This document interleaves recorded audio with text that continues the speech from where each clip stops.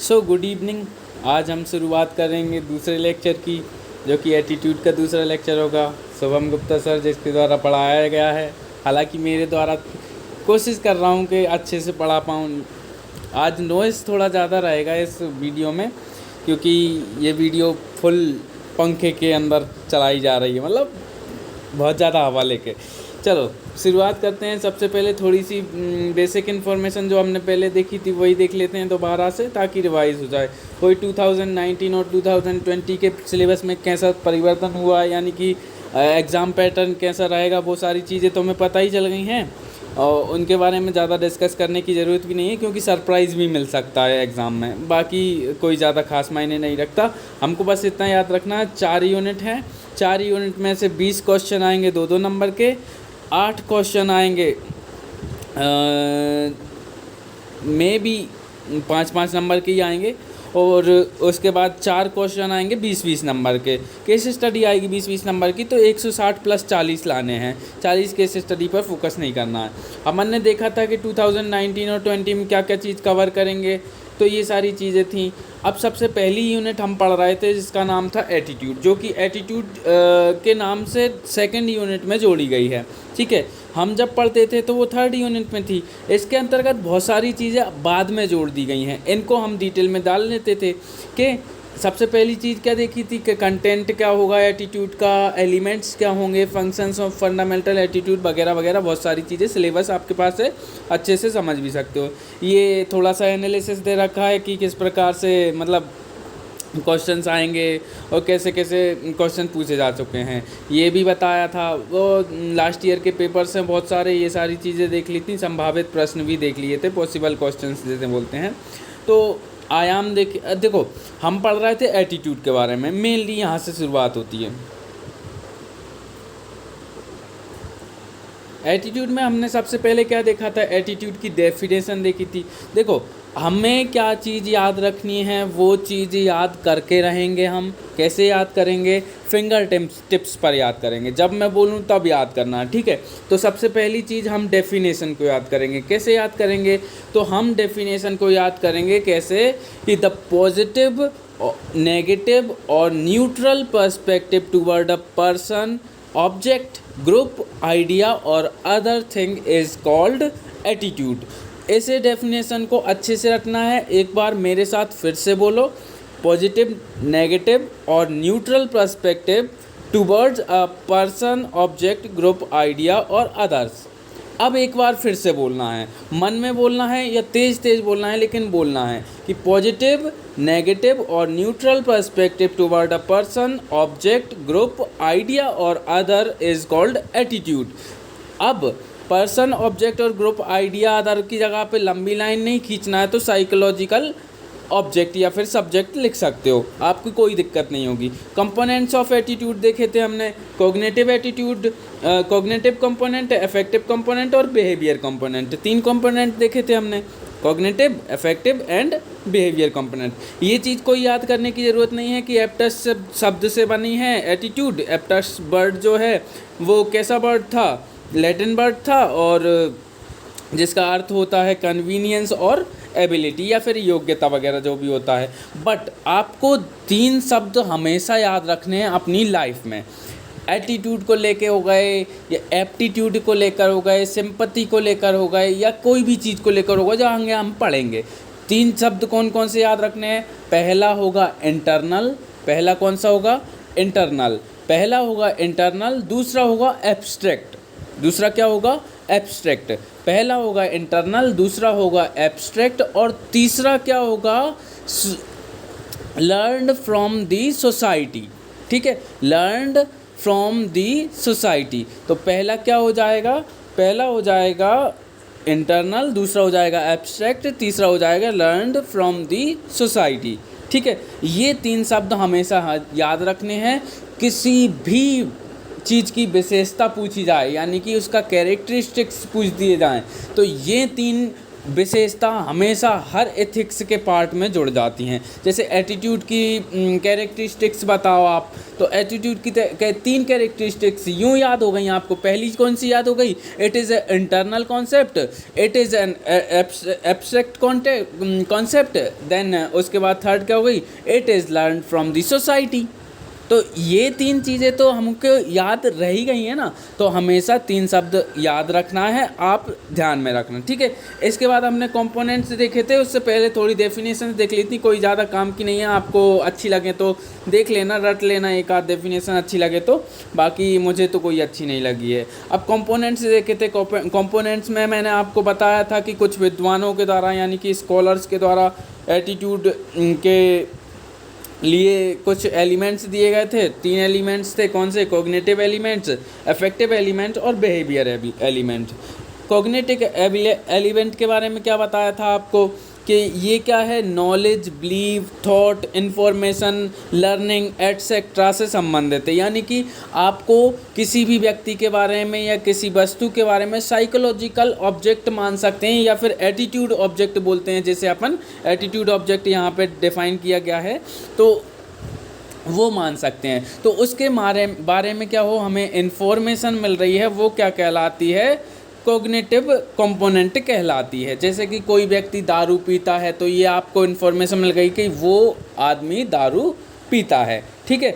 उसके बाद ये कैसी होती है भैया? It is based on available information. देखो, आपको जैसी इन्फॉर्मेशन मिलेगी वैसा ही आपके अंदर विचार आएगा, और विचार आएगा तो भाव उत्पन्न होंगे, भाव उत्पन्न होंगे तो वो व्यवहार में परिवर्तित होंगे। तो यही चीज़ होती है। कॉग्निटिव एटीट्यूड जैसा हो, कॉग्निटिव कंपोनेंट जैसा होगा वैसा ही आपका अफेक्टिव कंपोनेंट होगा, और वैसा ही आपका बिहेवियर कंपोनेंट होगा।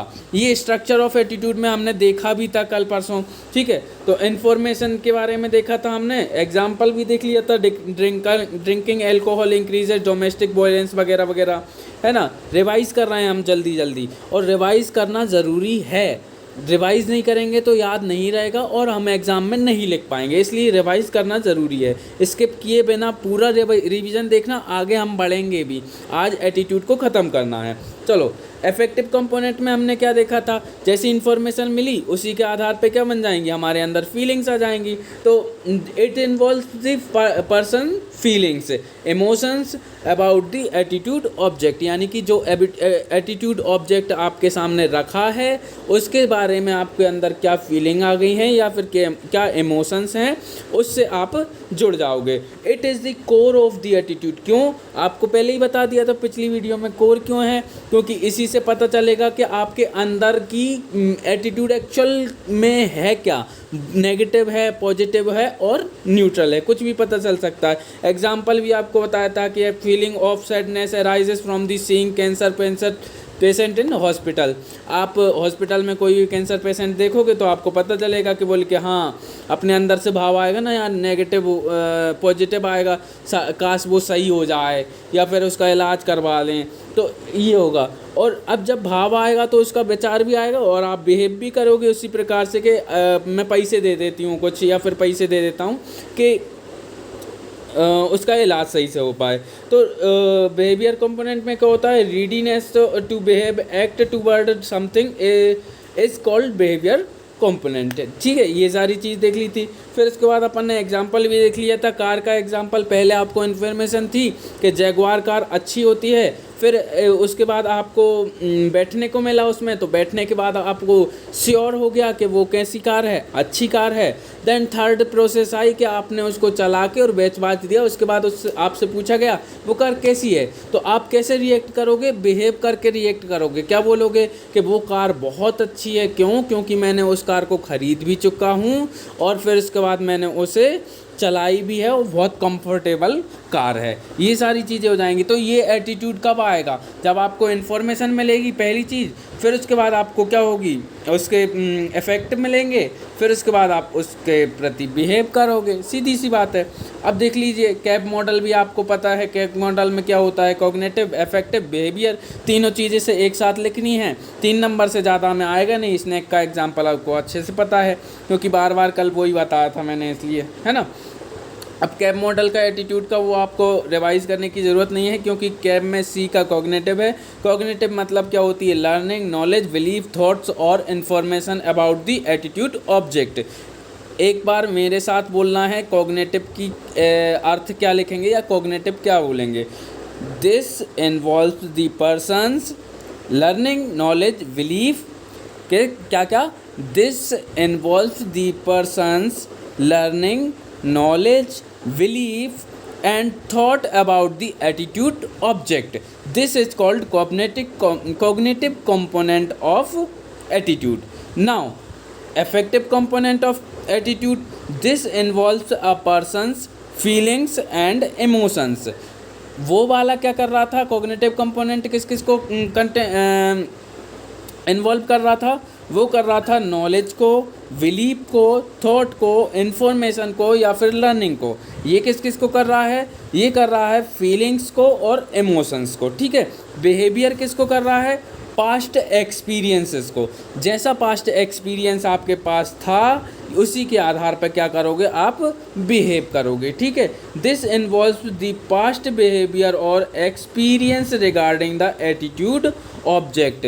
जैसे कि मान लो आप किसी दारू पीने वाले आदमी से पहले कभी मिल चुके हो, अब दोबारा मिलते हो, तो आपका पास्ट एक्सपीरियंस जिस आदमी से मिलने से हुआ था वो नए किसी आदमी के मिलने से, यानी कि जो दारू पीता हो उसके प्रति कैसा होगा? जैसा पास्ट एक्सपीरियंस में आपको फील हुआ है, ठीक है, ऐसा हो जाएगा। फिर उसके बाद अपन ने इसकी स्ट्रक्चर देख ली थी एटीट्यूड की। एटीट्यूड की स्ट्रक्चर में क्या देखा था हमने कि जो तीनों कंपोनेंट हैं, कॉग्निटिव और अफेक्टिव और बिहेवियर, ये तीनों कंपोनेंट में क्या हो जाएगा? रिलेशन हो जाएगा। कौन सा रिलेशन हो जाएगा? कोई सा तो रिलेशन होगा ही सही। तो वो जो रिलेशन होगा वो क्या बनाएगा? स्ट्रक्चर बनाएगा। किसका? एटीट्यूड का। This is called the structure of attitude. The structure of attitude means that how the three organizational element within the mind are related to each other. They are related to each other. Why? तो आपको भी ये चीज़ पता है, पहले information, then उसके बाद feelings, emotions, then उसके बाद it in the past experience. Past experience अगर बुरा हो, जैसे मान लो कोई लड़की है, लड़की को इन्फॉर्मेशन थी पहले कि मिली कोई लड़के के बारे में कि ये लड़का अच्छा है, ठीक है, फिर उसके बाद उसके प्रति फीलिंग्स या इमोशंस आए, ठीक है, लेकिन उसके बाद क्या होगा? वो पास्ट एक्सपीरियंस को देखेगी। पास्ट एक्सपीरियंस में देखेगी कि मेरा बीएफ रहा है कि नहीं रहा है।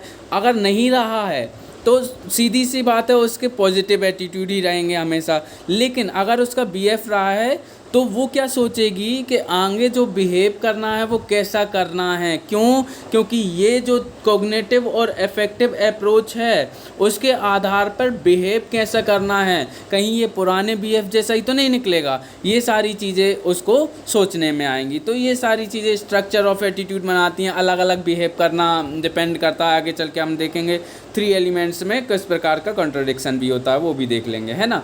हालांकि ये तीनों एलिमेंट्स कंपेटिबिलिटी होती है इनमें, लेकिन कभी कभी क्या होता है कि ज़रूरी नहीं है, इनमें कन्फ्लिक्ट भी हो जाता है ना, कॉन्ट्रडिक्शन भी हो जाता है। इसलिए तो इससे 3 नंबर के क्वेश्चन ही आएंगे सीधे सीधे। मनोवृत्ति के घटक या फिर संगठक, जिन्हें डिफाइन कंपोनेंट एलिमेंट्स तुम इंग्लिश में बोलते हो, ये सारी चीज़ आ सकती है। कैब मॉडल 3 नंबर में आ सकता है। डिफाइन स्ट्रक्चर ऑफ एटीट्यूड आ सकता है। कैरेक्टरिस्टिक्स ऑफ एटीट्यूड, कैरेक्टरिस्टिक्स 3 तो आपको अब याद होनी ही चाहिए। पहली है it is an internal concept, it is an abstract concept, it is learned from the society. 3 चीज़ें हो गई। फिर उसके बाद चौथी चीज़ क्या लिखनी है आपको? It is a feeling that is related to a person, subject और event। यानी कि ये हमेशा साइकोलॉजिकल सब्जेक्ट से रिलेटेड होती है। आपको पिछले वीडियो में 10 बार समझाया है कि ये साइकोलॉजिकल सब्जेक्ट से रिलेटेड होती है, ठीक है। फिर उसके बाद आपको एक चीज़ तो दिमाग में हमेशा ही रहेगी कि इसके 3 कंपोनेंट होते हैं, यही बार बार रटना पड़ते हैं, यही समझने होते हैं। 3 कंपोनेंट, ये तो यही उसकी क्या हो जाएगी? विशेषता, यानी कि कैरेक्टरिस्टिक्स भी हो जाएगी। पहली चीज़ क्या हो जाएगी, कॉग्निटिव, एफेक्टिव और बिहेवियरल। तो 5 कैरेक्टरिस्टिक्स हमने याद कर लिए हैं। फिर उसके बाद अगले पर जाते हैं। तो अगला क्या होता है कि attitude directs a person behaviour in a certain direction. तो सर्टेन डायरेक्शन में आपके एटीट्यूड को डायरेक्ट करता है, एटीट्यूड डायरेक्ट करता है आपके बिहेवियर को सर्टेन डायरेक्शन में। ये चीज़ आपको पता ही है। कैसे पता है, आप तीनों कंपोनेंट को पढ़ के आए हो, बिहेव कैसा करना है वो भी आपको समझ में आ गया है। फिर उसके बाद अगला पॉइंट हमने क्या देखा, 6 देख लिया हमने। 6 के बाद अगला पॉइंट क्या देखा था कि attitude affect a person prejudices, discrimination और tendency to stereotype. This is called the 7th characteristics of मनोवृत्ति। अब इसे समझना आसान नहीं है, आगे अच्छे से समझेंगे, लेकिन पिछली वीडियो में थोड़ा बहुत मैंने बता दिया था, प्रीजुडाइसेस, डिस्क्रिमिनेशन और टेंडेंसी टू स्टीरियोटाइप्स वगैरह वगैरह बता दिया था। फिर उसके बाद अगला पॉइंट था कि फेवरेबल अनफेवरेबल कंडीशन में पहला पॉइंट वाला देख लो, attitude is acquired by interacting with the environment और नॉन कॉन्जेंशियल, यानी कि it is learn from the society और एनवायरनमेंट, यही हो गया पॉइंट। फिर इसके बाद attitude has the ability to motivate a person, ये भी चीज़ है। Attitude is expressed by as liking, dislike, acceptance, opposition etcetera. तो आपको फिंगर टिप्स पर 7 पॉइंट हमेशा याद होने चाहिए। फिर उसके बाद मनोवृत्ति की बहुत सारी, यानी कि एटीट्यूड की बहुत सारी विशेषताएं तब याद हो जाएंगी जब बहुत सारे टॉपिक्स हम पढ़ लेंगे, क्योंकि एक दूसरे से कंबाइन कर जाती हैं एक दूसरे की कैरेक्टरिस्टिक्स, और कैरेक्टरिस्टिक्स इतनी सारी याद हो जाएंगी कि आपको खुद से लगेगा कि अब तो कौन से टॉपिक की कैरेक्टरिस्टिक्स पूछनी है, अब हाल आँख मूछ के बता सकती हूँ मैं, ठीक है। तो इसलिए ये चीज़ हो सकती है। अब मनोवृत्ति के प्रकार देखिए थे अपन ने, पॉजिटिव एटीट्यूड देख लिया था, नेगेटिव एटीट्यूड और न्यूट्रल एटीट्यूड, और स्पेसिफिक टाइप में देख लिए थे attitude toward the deprived classes, moral attitude और पॉलिटिकल एटीट्यूड, ये सारी चीज़ें देख ली थी। पॉजिटिव एटीट्यूड के अंदर भी हमने देख लिया था optimistic state of the person होती है। क्यों? क्योंकि वो हमेशा क्या होएगा, पॉजिटिव सोचेगा, कुछ गलत हो गया तब भी पॉजिटिव सोचेगा, और सही हो गया तो पॉजिटिव सोचेगा ही। इससे क्या हो जाता है, पॉजिटिवनेस आती है, क्रिएटिविटी होती है, थिंकिंग बढ़ती है, the state of mind conductive हो जाती है क्रिएटिव थिंकिंग की वजह से, इनोवेशन के लिए बहुत ज़्यादा ज़रूरी होती है, जो provide motivation and energy to do things and accomplish goals, आपके गोल्स को प्राप्त करने के लिए, पाने के लिए आसान होती है ये। Providing hope and inspiring success for you, this is the positive attitudes benefit, ठीक है। ये सारे बेनिफिट होते हैं पॉजिटिव एटीट्यूड के। फिर उसके बाद नेगेटिव एटीट्यूड भी देखा था हमने। नेगेटिव एटीट्यूड में क्या देखा था, ये पॉजिटिव के जस्ट अपोजिट होता है। इसमें क्या होता है, इट जनरेट्स पेसिमिज्म जनरेट करता है। पेसिमिज्म का मतलब होता है निराशावाद, कुछ भी चीज़ हो जाएगी नकारात्मक ही सोचोगे, खुशी की चीज़ हो गई तो भी नकारात्मक सोचोगे, तो ये क्या करेगी, पेसिमिज्म को जनरेट कर रही है आपके अंदर, जो कि बहुत ज़्यादा गलत हो जाएगा। इसके कारण भी बहुत सारी लूजेस होते हैं, फ़ायदा तो कुछ होता नहीं है ज़्यादातर। और न्यूट्रल एटीट्यूड देखा था। उसके बाद हमने न्यूट्रल एटीट्यूड में देखा था कि attitude toward someone who does not give enough importance to it neither positively nor negatively. तो नेगेटिवली और पॉजिटिवली कोई तरीके का रिस्पॉन्स नहीं होता है, हमेशा आपका न्यूट्रल रिस्पॉन्स होता है, इसलिए इसे बोलते हैं न्यूट्रल एटीट्यूड।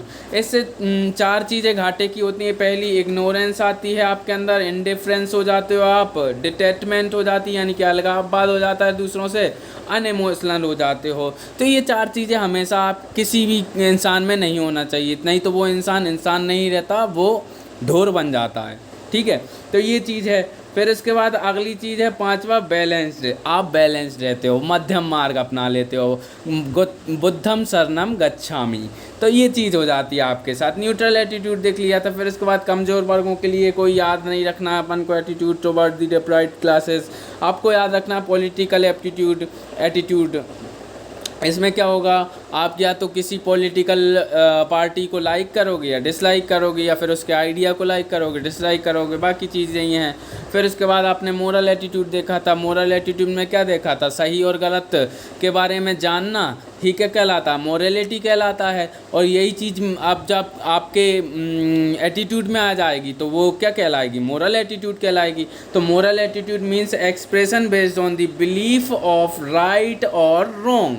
तो ये सारी चीज़ हो जाएगी। जनरली 4 क्वालिटीज़ होती हैं मोरल एटीट्यूड की। पहली होती है रिस्पेक्ट, आप दूसरों की रिस्पेक्ट करोगे। लॉयल्टी रहेगी आपके अंदर कि आप बात मानो और दूसरे से बात मनवा भी लो। इंटीग्रिटी रहेगी आपके अंदर। ट्रूथ एंड ऑनेस्ट, यानी कि अपनी बात को लेकर अड़िग और सही रहोगे। काइंडनेस भी आपके अंदर रहेगी। तो this is called the moral attitude which should be in every person.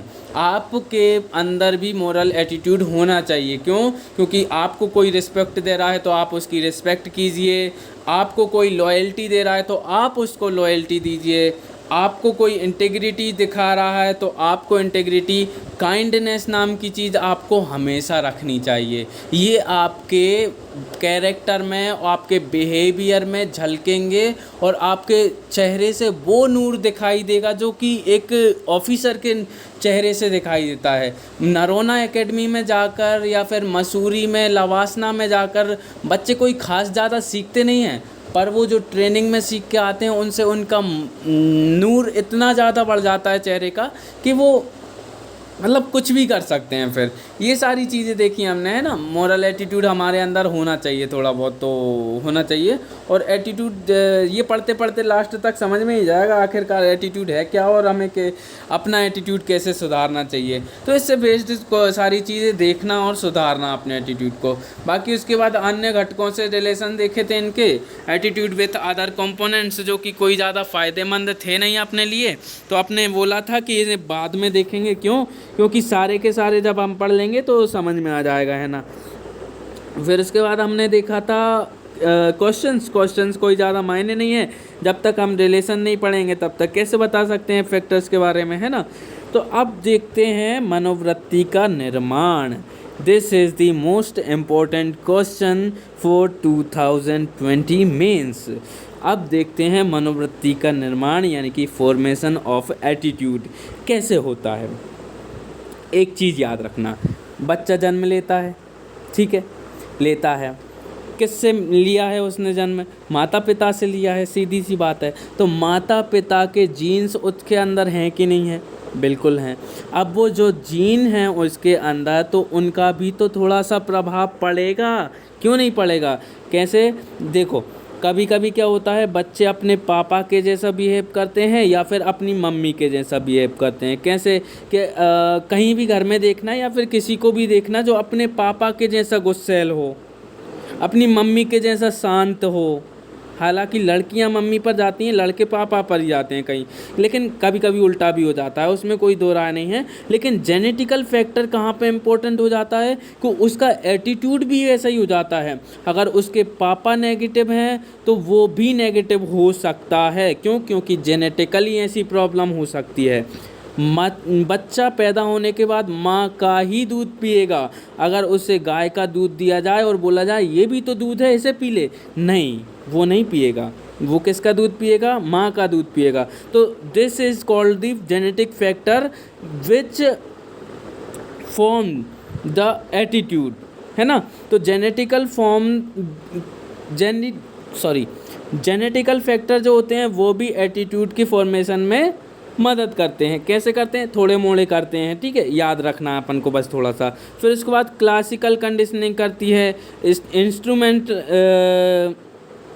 करते हैं हेल्प, और ग्रोथ एफिलिएशन होते हैं। बाकी सब चीज़ें अपन को देख ली हैं डिटेल में। अदर फैक्टर भी बहुत ज़्यादा होते हैं। सबसे पहले देख लेते हैं अपन कौन से जेनेटिक फैक्टर्स। मैंने आपको बताया था it play a role in very limited amount. Why? क्योंकि बाकी की सारी चीज़ें हैं जो कि सोसाइटी से आप लर्न करोगे, पढ़ाई से, शिक्षा से, जिस समूह में आप रह रहे हो यानी कि जिस ग्रुप में आप एफिलिएटेड हो उससे, या फिर कोई भी अदर चीज़ जो आपके माइंड में आई है उससे क्या करोगे, आप एटीट्यूड बनाओगे। लेकिन वेरी लिमिटेड अमाउंट में ये जो एटीट्यूड है वो कैसे जेनेटिकली फैक्टर से भी रिस्पॉन्सिबल होता है। तो very limited amount in attitude formation, however it is difficult to change such attitude. Why? It is genetically and it is controlled by a gene, therefore we can't change it. Okay, अब अगली चीज़ क्या हो जाएगी, classical conditioning. क्या हो जाएगी, classical conditioning, the process of creating a mind set bye repeating a process repeatedly.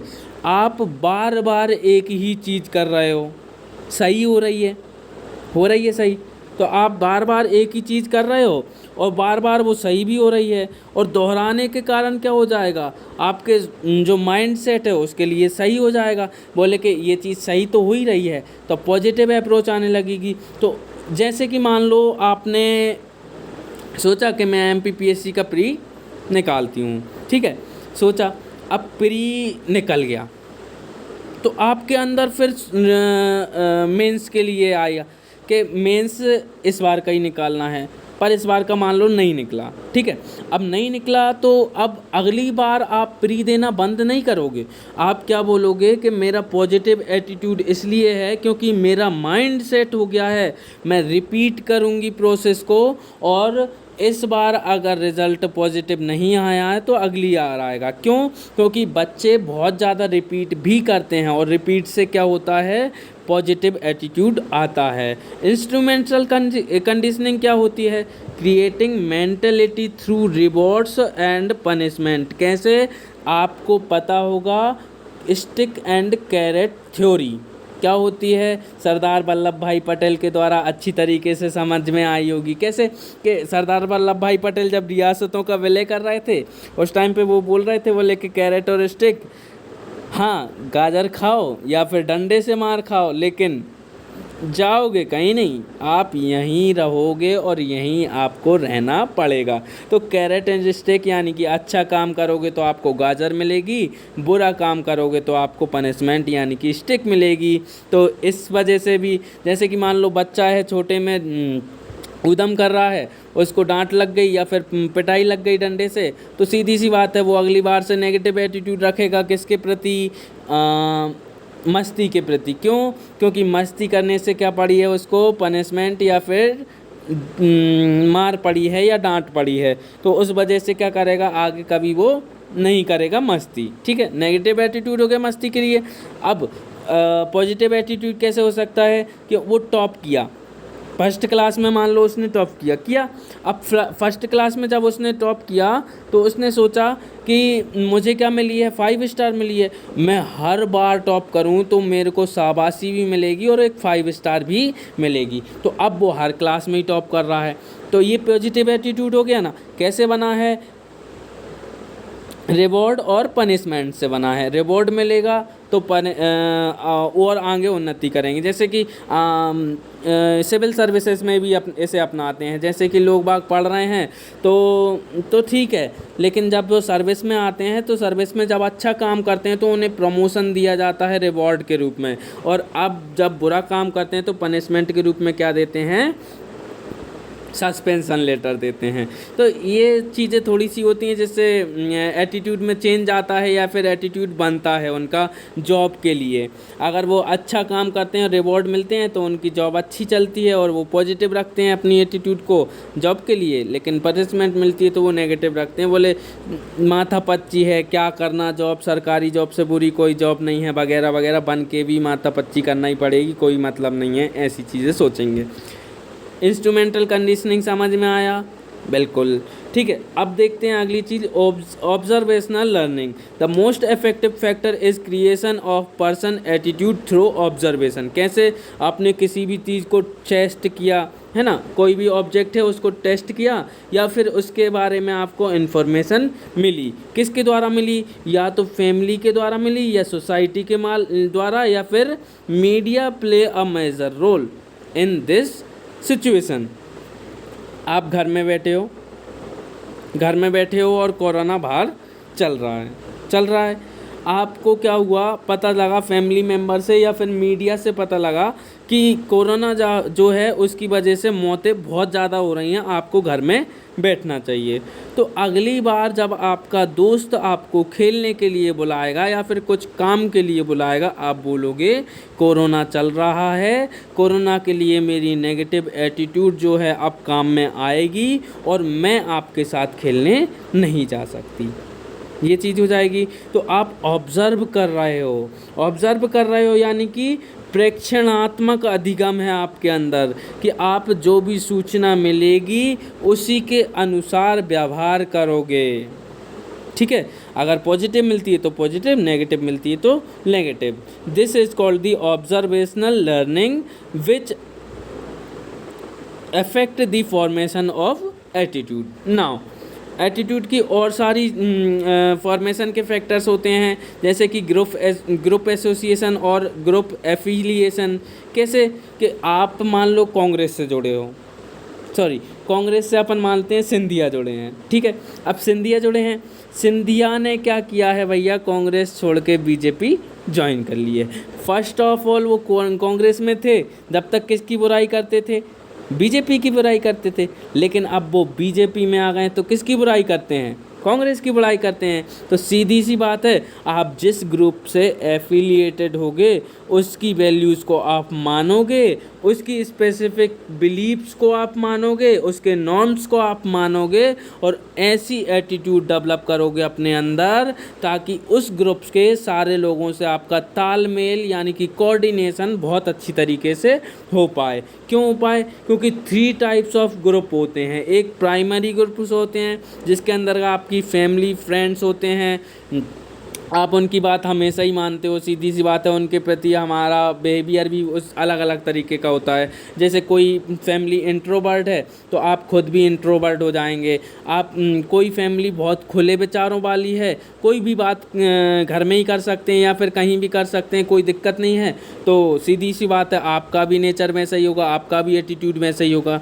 ठीक है, फिर उसके बाद सेकेंडरी ग्रुप्स होते हैं जैसे कि स्कूल, कॉलेज, इंस्टीट्यूट होते हैं। अब इसमें क्या होता है कि आपको जो भी शिक्षा मिलती है यानी कि एजुकेशन सिस्टम जैसा होगा वैसे ही, जैसे कि आप गर्ल्स कॉलेज में पढ़े हो तो आपको बॉयज़ कॉलेज के लिए या फिर अलग चीज़ों के लिए थोड़ी नेगेटिव एटीट्यूड रहेगी। आप बॉयज़ स्कूल में पढ़े हो तो सीधी सी बात है गर्ल्स स्कूल के लिए या फिर मिक्सअप स्कूल के लिए अलग होगी, या फिर आप नवोदय में पढ़े हो तो अलग होगी। तो ये सेकेंडरी ग्रुप्स होता है। रेफरेंस ग्रुप्स कैसे होते हैं, a group whose person is not a member but add his और हर आइडेंटिटी टू इट। जैसे कि मैं ABVP का हूँ, मैं मेंबर नहीं हूँ लेकिन मैं खुद को एफिलिएटेड मानता हूँ। क्यों? क्योंकि मैं भी एक विद्यार्थी हूँ, इसलिए I am a student. Therefore reference group भी बोल सकते हैं। अदर फैक्टर बहुत ज़्यादा रिस्पॉन्सिबल होते हैं, तो हमें याद रखने हैं इनके सबसे पहले नाम। Factor responsible for the formation of attitude, first genetic factor, second classical conditioning, third instrumental conditioning, fourth observational learning. Again genetical factor, classical conditioning, instrumental conditioning, observational learning, then group association and other factors. Other factor कोई भी हो सकते हैं, आपका culture हो सकता है, आपकी कस्टम्स ऑफ सोसाइटी हो सकते हैं, इंडिविजुअल वेरिएशंस हो सकते हैं। कैसे इंडिविजुअल वेरिएशंस, आपको पता है कोई विकलांग होगा तो खेल के प्रति नकारात्मक मनोवृत्ति, वही पिछली वीडियो में मैंने बताया था। कस्टम्स ऑफ सोसाइटी कैसे, रीति रिवाज कैसे हैं कि भैया बीलों में भगोरिया हाट होती है, भगोरिया हाट के द्वारा परिणय पर्व होता है, उसके बाद ही क्या हो जाएगा, शादी हो जाएगी। लेकिन अब धीरे धीरे कस्टम्स बदल रहे हैं, रीति रिवाज बदल रहे हैं, है ना, रीति रिवाज बदल रहे हैं, तो उसके कारण क्या हो रहा है, सारी की सारी चीज़ें बदल रही हैं और सोसाइटी में चेंजेस आ रहे हैं, तो एटीट्यूड में भी चेंजेस आ रहे हैं। अब भील क्या करते हैं, आपस में समझौता करके और माता पिता एक दूसरे से मिला के फिर क्या करते हैं, शादी करते हैं। तो ये कस्टम्स बदल रहे हैं, तो पहले कस्टम्स चेंज हुआ करते थे, तो एटीट्यूड अलग था लव मैरिज के लिए या फिर अरेंज मैरिज के लिए एटीट्यूड पहले अलग था, लेकिन अब थोड़ा सा अलग है क्योंकि कस्टम्स ऑफ सोसाइटी बदल रहे हैं। कल्चर क्या होता है, इंडियन कल्चर में क्या होता है, arrange marriage is the positive attitude and love marriage is the negative attitude. तो वहीं क्या होता है, यूरोपीय कंट्रीज़ में देख लो, लव मैरिज प्रेफर करते हैं लोग बाग और अरेंज मैरिज को थोड़ा सा टालते हैं लोग बाग, या फिर थर्ड चीज़ के प्रति पॉजिटिव एटीट्यूड आ गया, अब तो लिव इन रिलेशनशिप वाला कॉन्सेप्ट भी चलने लगा है ना। तो इन्फॉर्मेशन जैसी हो सकती है उस आधार पे भी बोल सकते हैं, क्योंकि आपको मीडिया, फैमिली, फ्रेंड्स आदि के द्वारा मिलती है, ठीक है। सोशल मीडिया के द्वारा भी हो सकती है, नेसेसिटी, एक्सेम्पलरी पर्सन, है ना, किसी के द्वारा। तो other factors, first of all we have to revise the factors responsible for the formation of attitude. First is genetic factor, second is classical conditioning, third is instrumental conditioning, fourth is observational learning, fifth is group association, and sixth is other factors. Other factors contains individual variation, customs of the society, culture, information, social media, necessity, exemplary personality. अच्छा, necessity का आपको बताता हूँ। Necessity का कैसे, कि आपको जिसकी ज़रूरत है, मान लो आपको किसकी ज़रूरत है, कपड़ों की ज़रूरत है, तो अब कपड़े खरीदवाएगा कौन, पापा। तो पापा खरीदवाएंगे, तो आपको ज़रूरत है तो आप पॉजिटिव एटीट्यूड रखोगे पापा के लिए, वो तो हमेशा रखते ही हैं। मान लो एक एग्ज़ाम्पल से समझते हैं। क्या एग्ज़ाम्पल से समझते हैं कि एक जैन है, जैन यानी कि बनिया आदमी है, वो क्या कर रहा है, दुकान चलाता है, नहीं चलाता, पहले क्या करता है, वो छुआछूत रखता है, किससे, ST SC वाले लोगों से। लेकिन अब क्या हुआ है, उसने एक दुकान खोल ली है, अब उसे ज़रूरत है ग्राहकों की, नेसेसिटी हो गई उसकी, ग्राहकों की ज़रूरत है। अब ग्राहक उस एरिया में सारे के सारे कैसे हैं, ST SC के हैं, तो अब वो अपने एटीट्यूड को, जो नेगेटिव एटीट्यूड ST SC के लिए है, जिसके कारण वो क्या करता है, छुआछूत करता है, तो उसको छोड़ेगा और पॉजिटिव एटीट्यूड को अपनाएगा। This is called the necessity factor which is responsible for the formation of attitude. Now next, मनोवृत्ति के प्रकार है, बहुत सारे प्रकार होते हैं। अच्छा, तीन फंक्शंस तो आपको ऐसे ही याद हो सकते हैं। पहला फंक्शन कौन सा याद हो सकता है, पहला function cognitive function, second function affective function, and third function is behavioural function. तो तीन फंक्शंस आपको एज इट इज़ याद रखने हैं। First of all cognitive function, second affective function, and third is behavioural function. यानी कि तीन जो एलिमेंट एटीट्यूड के हैं वही उसके फंक्शंस होते हैं। कैसे, मैं बताता हूँ। सबसे पहला मैंने क्या बोला था, कॉग्निटिव फंक्शन। कॉग्निटिव फंक्शन कैसा, कि आपकी जैसी मनोवृत्ति है, यानी कि आपका जैसा एटीट्यूड है। मान लो आपका एटीट्यूड है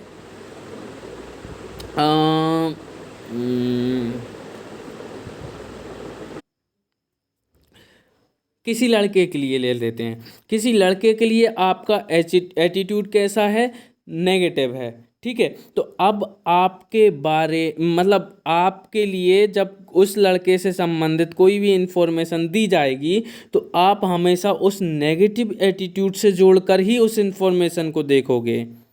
आप अगर मान लीजिए, दूसरा एग्जांपल देता हूँ कि गवर्नमेंट है, गवर्नमेंट कितनी भी अच्छी कोशिश कर ले, लेकिन आपके एटीट्यूड में ये बैठ गया है कि गवर्नमेंट कोई भी कोशिश कर नहीं रही है, या फिर गवर्नमेंट का बहुत बड़ा फेलियर हो गया है कोरोना को रोकने में। तो अब गवर्नमेंट कितना भी चाहे और कितना भी बोले कि हम इतना प्रयास कर रहे हैं, ये चीज़ कर रहे हैं, वो चीज़ कर रहे हैं, पर कॉग्निटिव फंक्शन ऑफ एटीट्यूड क्या बोलेगा आपसे कि नहीं, गवर्नमेंट कुछ भी नहीं कर रही है। लेकिन अगर आप क्या होगे, गवर्नमेंट के लिए पॉजिटिव अप्रोच रखते हो, पॉजिटिव एटीट्यूड रखते हो, तो आप पॉजिटिव एटीट्यूड क्या करेगा, कॉग्निटिव फंक्शन के द्वारा आपको सटीक इन्फॉर्मेशन देगा और बोलेगा कि गवर्नमेंट कुछ ना कुछ तो कर रही है। ऐसा नहीं है कि गवर्नमेंट कुछ नहीं कर रही है, ठीक है। तो कॉग्निटिव फंक्शन क्या हो जाएगा एटीट्यूड का, कि आपको वही इन्फॉर्मेशन लेनी पड़ेगी जिसकी आपको ज़रूरत है,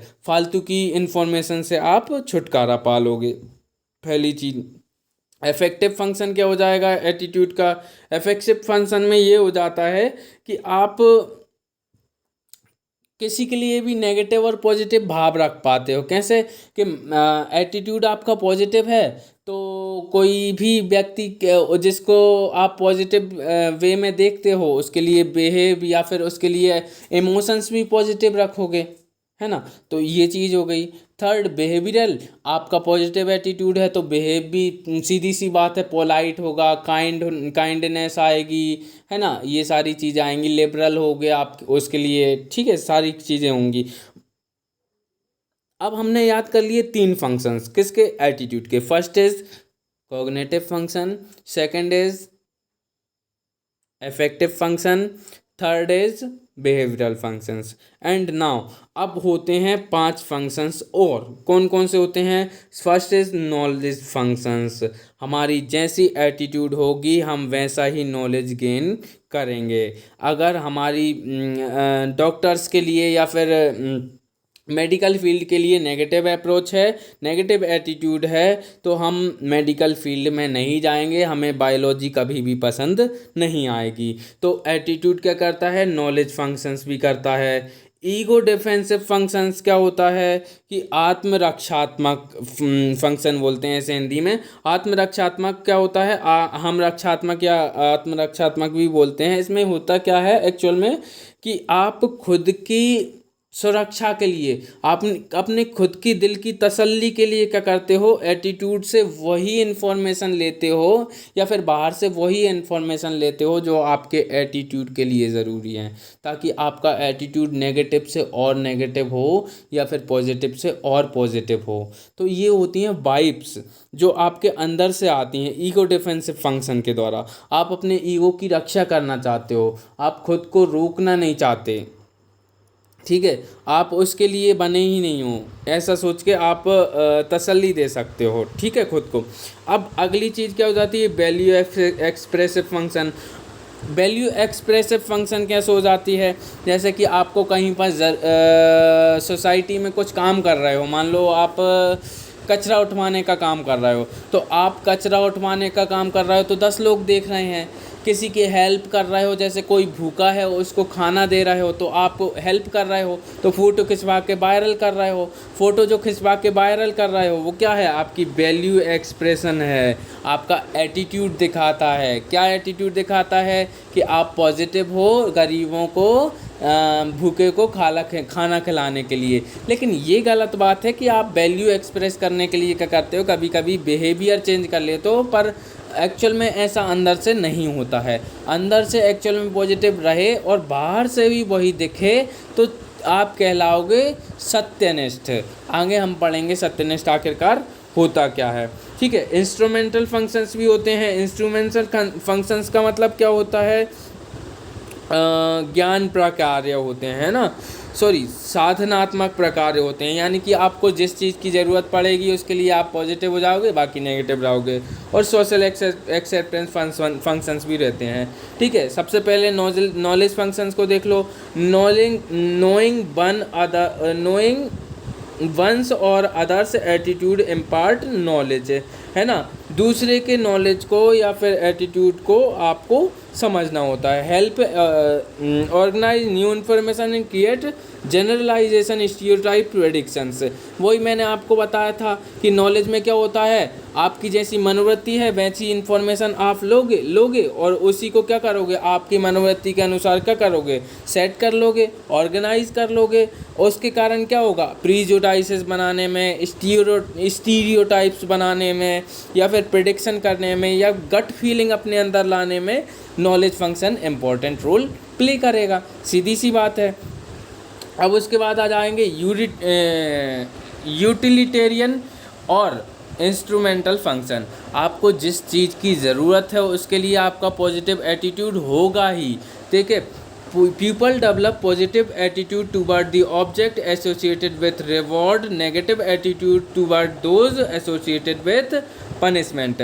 मैं वही बता रहा था, पॉजिटिव एटीट्यूड कब, कैरेट एंड गाजर का फॉर्मूला, कैरेट मिलेगी तो हम आगे पॉजिटिव रखेंगे, पनिशमेंट मिलेगी यानी कि स्टिक मिलेगी तो सीधी सी बात है हम नेगेटिव एटीट्यूड रखने लगेंगे. For example as a tax evasion abstract punishment, a person may not favor evading taxes, start paying taxes properly.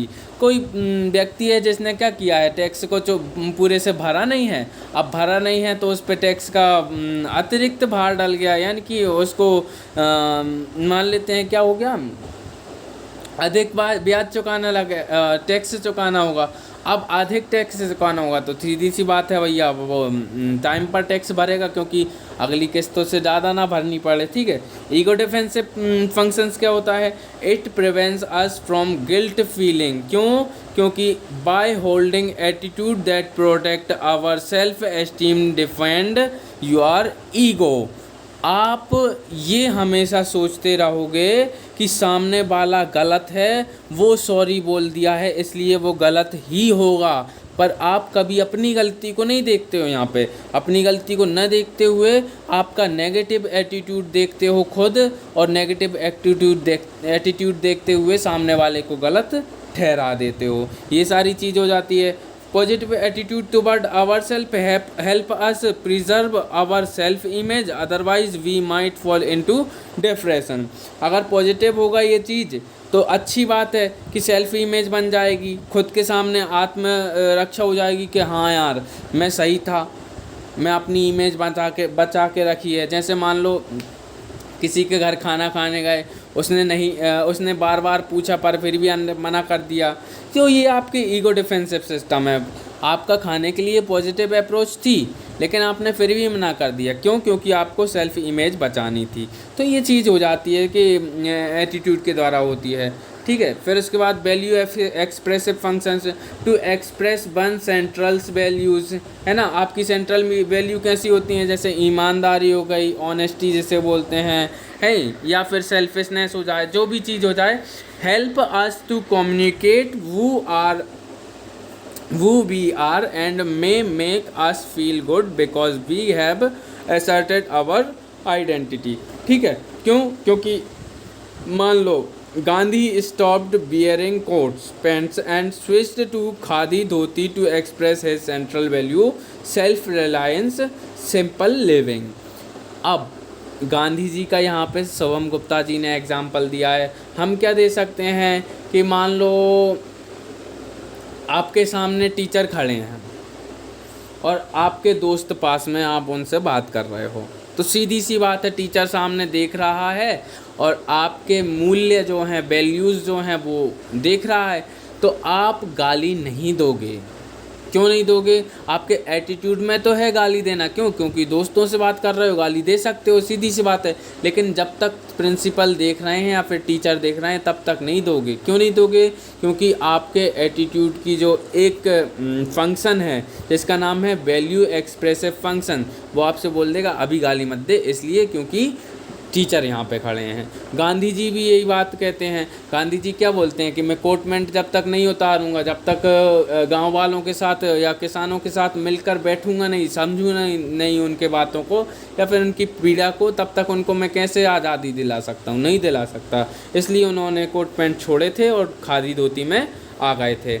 फिर अगला हो जाता है social identity function. Social identity function क्या हो जाता है? Attitude help us identify with people we like. जो पीपल हमें लाइक करते हैं उसके लिए, या फिर हम जिन्हें लाइक करते हैं उनके लिए हमारा पॉजिटिव एटीट्यूड रहता है. जैसे कि मान लो कोई व्यक्ति हो गया जिसको हम बहुत ज़्यादा पसंद करते हैं, अब उसके लिए हमारे अंदर कोई भी नेगेटिव एटीट्यूड तो कभी आएगा ही नहीं. क्यों? क्योंकि हम पसंद करते हैं. इन्फॉर्मेशन कोई अगर उसके बारे में गलत दे और हमें उस पर विश्वास है कि वो ऐसा नहीं हो सकता है, तो हम क्या करेंगे? सोशल आइडेंटिटी फंक्शन के द्वारा हम उसको जानने का कोशिश नहीं करेंगे कि सही है कि गलत है, बस हम ये मान लेंगे कि वो हमेशा सही ही होगा. ठीक है. यानी कि वो जिसको हम लाइक करते हैं वो हमेशा कैसा होगा? सही होगा. वो गलत नहीं हो सकता, भले ही 4 आदमी आके बोल दें कि वो गलत है, फिर भी नहीं है गलत, ठीक है। तो people seek out others who share their attitude and develop similar attitude to these to like, ठीक है। अब जिसको हम लाइक करते हैं उसका एटीट्यूड जो है जैसा है वैसा हम मानेंगे। अब जैसा मानेंगे उसके कारण क्या करेंगे, हम उसके जैसा ही बनने की कोशिश करेंगे। जैसे कि मान लो आइडियल्स होते हैं कुछ कुछ के, APJ अब्दुल कलाम होते हैं किसी किसी के, तो लोग उन जैसा ही बनना चाहते हैं, उनके जैसी कोशिश करना चाहते हैं। तो ये सेल्फ सोशल आइडेंटिटी फंक्शन होता है, क्योंकि खुद को आइडेंटिटी बनाते हैं ना। फिर अब याद रखना है हमको ये 5 पॉइंट, ठीक है, अच्छे से याद रखना है। सबसे पहले तो 3 पॉइंट पहले याद रख लो, cognitive function, affective function and behavioural function, then knowledge function, instrumental functions, ego defensive function, value expression function, social identity function. Now मनोवृत्ति में परिवर्तन कैसे होता है भैया, चेंज इन एटीट्यूड। अब क्वेश्चन देख लेना यहाँ पे है ना, ये क्वेश्चन आ सकता है सीधा सीधा कि मनोवृत्ति में यानी कि एटीट्यूड के फंक्शंस लिखिए, what is attitude and explain it's functions, explain the function of attitude, है ना। तो ये क्वेश्चन सीधा सीधा आ सकता है, हमें इसे अच्छे से रटना होगा। तो रटने में कुछ नहीं, एज इट इज़ अपने नोट्स में लिख लेना और एज इट इज़ रख लेना। बाकी 3 पॉइंट जो मैंने एक्स्ट्रा बताया कौन कौन से, कॉग्निटिव फंक्शन, इफेक्टिव फंक्शन और बिहेवियरल फंक्शन, ये 3 पॉइंट भी हमेशा याद रखना। तो 8 पॉइंट बहुत होते हैं अच्छे नंबर लाने के लिए, है ना। फिर इसके बाद अपन को देखने थे मनोवृत्ति में परिवर्तन यानी कि चेंज इन एटीट्यूड। देखो एटीट्यूड जो होता है बहुत मुश्किल से चेंज होता है, क्यों, क्योंकि ये स्थायी हो जाता है ना। स्थायी जब हो जाता है तो इसमें बहुत बड़ी मुश्किल से चेंज होता है, लेकिन चेंज हो जाता है। अब क्या करना है हमें, अब अभिवृत्ति में परिवर्तन यानी कि एटीट्यूड में क्या करना है, change. Attitude change is defined as the process of alternation और modification in the existing attitude toward an object. मान लो कोई ऑब्जेक्ट है, उसके प्रति आपकी पॉजिटिव एटीट्यूड होगी या फिर नेगेटिव एटीट्यूड होगी, सीधी सी बात है। तो वो जो नेगेटिव या पॉजिटिव एटीट्यूड है उसका अल्टरेशन करना या उसका मॉडिफिकेशन करना क्या कहलाता है, चेंज इन एटीट्यूड कहलाता है। आपको क्वेश्चन सीधा सीधा पूछा जाएगा, defined mood change and explain it's characteristics, यानी कि मनोवृत्ति परिवर्तन को परिभाषित कीजिए और उसकी विशेषताएं बताइए। सीधा क्वेश्चन आ सकता है, या फिर आ सकता है explain what is attitude and how can we change others attitude, है ना। तो ये चीज़ आ सकती है। तो डेफिनेशन सिंपल सोवर सी है, आपको याद रखनी है बहुत अच्छी तरीके से कि attitude change is defined as the process of alteration और modification in the existing attitude toward an object. Finger tips पे एक बार और याद करते हैं, बहुत अच्छे से मेमोराइज करते हैं। Attitude change is defined as the process of alteration और modification in the existing attitude toward an object. General characteristics of attitude changes कैसे हो सकते हैं, देखो 2 तरीके से किसी के भी एटीट्यूड को चेंज किया जा सकता है, या तो पॉजिटिव से पॉजिटिव की ओर हो, नेगेटिव से नेगेटिव की ओर हो, या फिर पॉजिटिव से नेगेटिव, नेगेटिव से पॉजिटिव, ठीक है। यानी कि 2 तरीके से हम हिंदी में पढ़ते हैं, एक तो संगत परिवर्तन, एक असंगत परिवर्तन, है ना। संगत परिवर्तन का मतलब क्या होता है, 1 मिनट में आपको देख कर बता देता हूँ। हाँ, congruent attitude change, incongruent attitude change. Congruent में क्या होता है, हमारी जैसी पहले से मनोवृत्ति थी, यानी कि it is a type of attitude change where in the existing attitude changes in the same direction. यानी कि आपकी पहले से पॉजिटिव थी, अब और ही पॉजिटिव की ओर आप कुछ एटीट्यूड को जो है चेंज करना है, इसलिए इसे क्या बोलते हैं, कॉन्ग्रुएंट एटीट्यूड चेंज बोलते हैं। इनकॉन्ग्रुएंट में इसका उल्टा होता है, इसमें क्या करते हैं, आपकी पहले से जो एटीट्यूड थी वो पॉजिटिव थी, लेकिन अब उसे चेंज करना है नेगेटिव में, या फिर पहले से थी नेगेटिव अब उसको चेंज करना है पॉजिटिव में। तो सीधी सी बात है, चेंजेस कैसे होंगे, इनकॉन्ग्रुएंट होंगे, ठीक है। General characteristics of attitude change क्या होते हैं, it is not easy to change the attitude, ठीक है, सीधी सी बात है, आपको शुरुआत में ही बता दिया, ऐसे चेंज नहीं होती है। It is difficult to change attitude, those are strong personally importance and complex. सीधी सी बात है कि उनके एटीट्यूड को चेंज करने में डिफ़िकल्टीज़ बहुत ज़्यादा आती हैं जो पर्सनली ले लेते हैं और बहुत ज़्यादा कॉम्प्लेक्स होते हैं जिनकी पर्सनालिटी को हम आसानी से समझ नहीं पाते। It is relatively easy to change the attitude that is currently in the course of construction. क्यों? इस टाइप की इंफॉर्मेशन देने के लिए क्या होगा, वातावरण यानी कि एनवायरनमेंट में भी आपकी हेल्प की जाएगी। कि कैसे? ऐसी मनोवृत्ति जो अभी निर्माण के क्रम में है उसमें परिवर्तन करना आसान होता है, अपेक्षाकृत आसान होता है। क्यों होता है? क्योंकि अभी वो बनना ही चालू हुई है। जब बनना चालू हुई है उस टाइम पे तो चेंजेस कर सकते हैं ना कोई। जैसे मकान बनना चालू हुआ तो उस टाइम पे चेंजेस कर सकते हैं, है ना।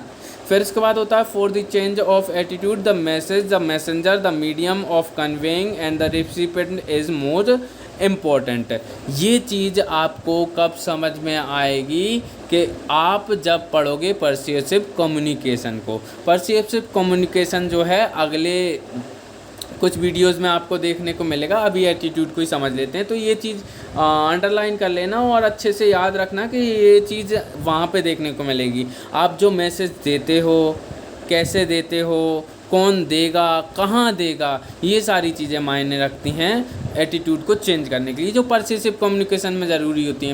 मैं थोड़ा सा सीखा हूँ पर्सिएसिव कम्युनिकेशन और हमें सीखना चाहिए। हम सिविल सर्वेंट हैं, क्योंकि बहुत सारे लोग ऐसे होते हैं जो नेगेटिव एटीट्यूड रखते हैं गवर्नमेंट के लिए और ऑफिसर्स के लिए। तो उस एटीट्यूड को पॉजिटिव एटीट्यूड में चेंज करने के लिए हमें पर्सिएसिव कम्युनिकेशन आना चाहिए। अब मैं सिखाऊंगा अभी आपको थोड़ा बहुत कि पर्सिएसिव कम्युनिकेशन कैसे बढ़ाया जाता है। मैंने कोशिश की थी और अपना बढ़ाया था अभी, है ना। There are 2 types of attitude change, आपको पता ही चल गया। कॉन्ग्रुएंट और इनकॉन्ग्रुएंट एटीट्यूड चेंज होते हैं। अब बहुत सारे कारक होते हैं, तो factors responsible for the change of attitude, ये क्वेश्चन आ सकता है सीधा का सीधा। तो आपको इसका उत्तर सीधा का सीधा लिखना है, ठीक है। सीधा का सीधा उत्तर आएगा, आपको उत्तर लिखना है। फैक्टर्स कौन कौन से रिस्पॉन्सिबल होते हैं? पहला होता है पर्सनालिटी चेंज, है ना। आपकी पर्सनालिटी चेंज कर दो। मान लो आप पहले दुकानदार नहीं थे, पहले आप क्या थे, पहले आप क्या हो सकते हो, ठीक है। मान लेते हैं आप क्या थे, छुआछूत करते थे, ठीक है, छुआछूत करते थे। अब आपको क्या बना दिया, दुकानदार बना दिया। दुकानदार बना दिया तो आप छुआछूत करोगे? नहीं करोगे। क्यों नहीं करोगे? क्योंकि आपको ग्राहकों को बुलाना है, ग्राहक आपसे सामान ले, ये करना है। तो आपकी पर्सनालिटी में चेंज कर दिए हैं, है ना। तो ये पर्सनालिटी चेंज कर दी है। आपको पहले क्या बना के रखा था, आपको पहले कुछ और बना के रखा था, अब क्या बना दिया, दुकानदार बना दिया, ठीक है। कम्युनिकेशन, आप ज़्यादा कम्युनिकेट करोगे लोगों से तो सीधी सी बात है एटीट्यूड में चेंज आएगा। कैसे? कि आप हिंदू धर्म के लोगों के प्रति कैसा व्यवहार रखते हो, अच्छा व्यवहार रखते हो, लेकिन मुस्लिम के प्रति नहीं रखते हो। लेकिन अगर तुम मुस्लिमों से कॉन्ट्रैक्ट करो, कम्युनिकेशन करो, तो सीधी बात है उनसे भी कम्युनिकेशन होगा और इन्फॉर्मेशन मिलेगी, यानी कि कॉग्निटिव इफेक्ट होगा। कॉग्निटिव इफेक्ट जैसे ही होगा तो इफेक्टिवनेस आएगी, इफेक्टिवनेस आएगी तो बिहेवियर में चेंज हो जाएगा। By receiving additional notification information, कैसे? कि बाय रिसीविंग एडिशनल इन्फॉर्मेशन जो होगी वो आपकी मनोवृत्ति में चेंज करेगी। सीधी बात है, पॉजिटिव मिलेगी तो पॉजिटिव इन्फॉर्मेशन पॉजिटिव एटीट्यूड लाएगी और जो नेगेटिव एटीट्यूड है उसे दूर करेगी। जैसे अभी एडिशनल इन्फॉर्मेशन कैसे मिल रही है, कोरोना फैल रहा है साहब, आदमी मर रहे हैं, मास्क लगाना ज़रूरी है। तो सीधी सी बात है, आपको एडिशनल इन्फॉर्मेशन उसके बाद क्या मिल गई कि हमारे पड़ोस में एक मर गया है, तो आपको क्या हो जाएगी, इन्फॉर्मेशन एडिशनल मिल गई कि नहीं, अब आप मास्क ज़रूर लगाओगे।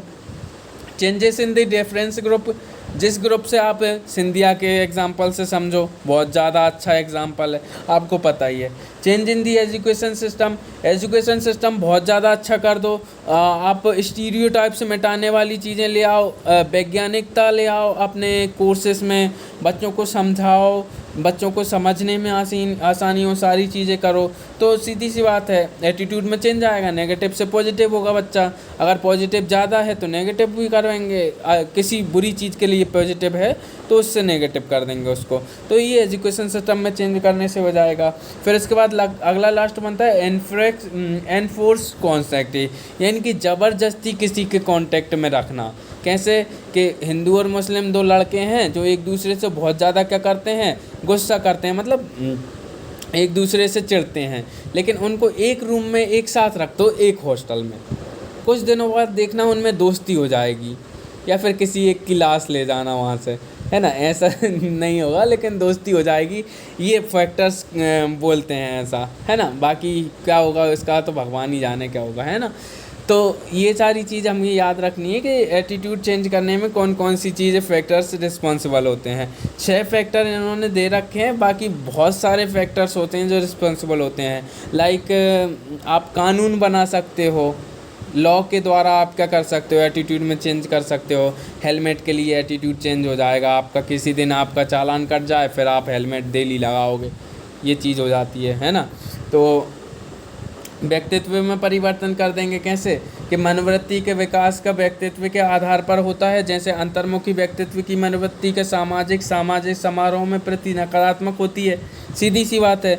जो इंट्रोवर्ट नेचर का है वो कभी भी शादी समारोह में जाएगा नहीं जाएगा, सीधी सी बात है। संप्रेषण के द्वारा, जैसे मैंने कुछ बोला, बहुत अच्छे से समझाया, आपको समझ में भी आया और आपकी एटीट्यूड में चेंज हो गया, सीधी सी बात है।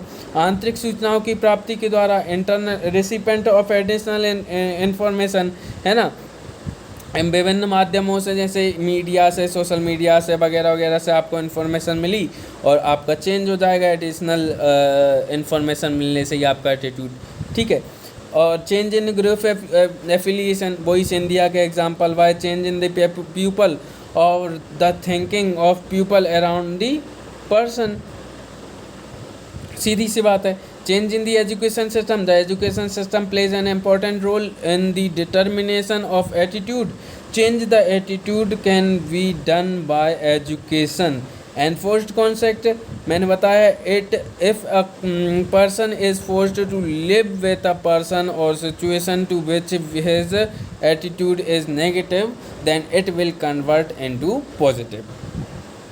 नाउ मनोवृत्ति असफल क्यों हो जाते हैं भैया, वही क्योंकि आपको पहले ही वार्निंग मिल जाए या फिर पहले ही चेतावनी मिल जाए कि भैया मेरी मनोवृत्ति की चेंज की जा रही है, तो आप होने दोगे चेंज? कभी नहीं होने दोगे। कभी कभी परस्यूएसिव कम्युनिकेशन इसलिए फेल हो जाता है क्योंकि सामने वाला समझ जाता है कि ये मेरी इस मनोवृत्ति को या फिर इस एटीट्यूड को चेंज करने वाला है, इसलिए वो क्या करता है, समझ जाता है, फिर आपकी बात को इग्नोर करेगा, आपकी बात को समझने की कोशिश ही नहीं करेगा। कट्टर बीजेपी या अंधभक्ति क्या होती है? यही तो होती है जिसमें आप एटीट्यूड को चेंज करने की भरसक कोशिश करो लेकिन कभी नहीं हो। भगवान आ जाए तो नहीं बोल पाए कि बोले मोदी को वोट मत देना, तो ना हो पाए ऐसा। तो क्यों? क्योंकि मनोवृत्ति जो है उसमें चेतावनी पहले से ही मिल गई है कि हमें बीजेपी से दूर करने की कोशिश कर रहा है ये आदमी, तो इसकी नहीं सुननी है, ठीक है। ये मनोवृत्ति परिवर्तन में असफलता का पहला कारण हो जाता है। दूसरा कि संप्रेषण कौशल की विफलता और अत्यधिक दबाव डालना। जैसे मान लो परस्यूएसिव कम्युनिकेशन आपको कमज़ोर आता है, आपकी कम्युनिकेशन स्किल्स कमज़ोर हैं, किसी को समझा नहीं पाते हो तो सीधी सी बात है ना कि आप प्रेशर डालोगे उस पर, चिल्लाओगे उस पर कि मेरी बात मान, पर प्यार से समझाओगे तो वो समझ जाएगा। प्यार से नहीं समझाओगे तो वो अपनी एटीट्यूड को एज इट इज़ रखेगा और वो चेंज अपने एटीट्यूड में नहीं होने देगा। तो दूसरा कारण है फेलियर का।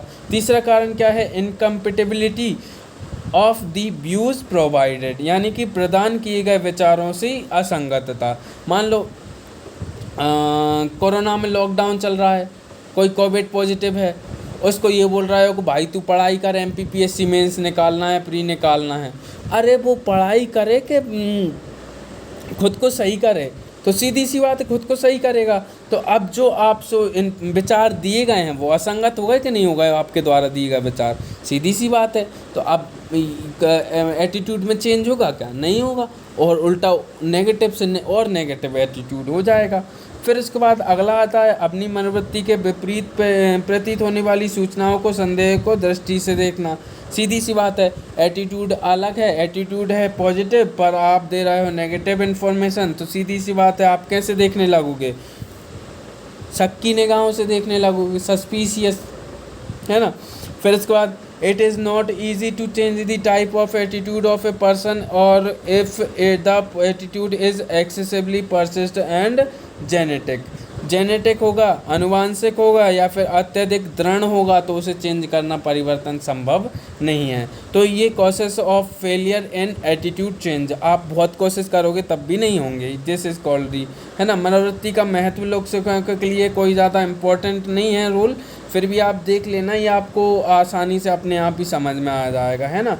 तो ये मनोवृत्ति आपकी कंप्लीट हो गई है। अब हम अगला चैप्टर पढ़ेंगे persuasive communication, which is also important for the change in attitude। Okay, thank you. अगली वीडियो जल्दी डालेंगे।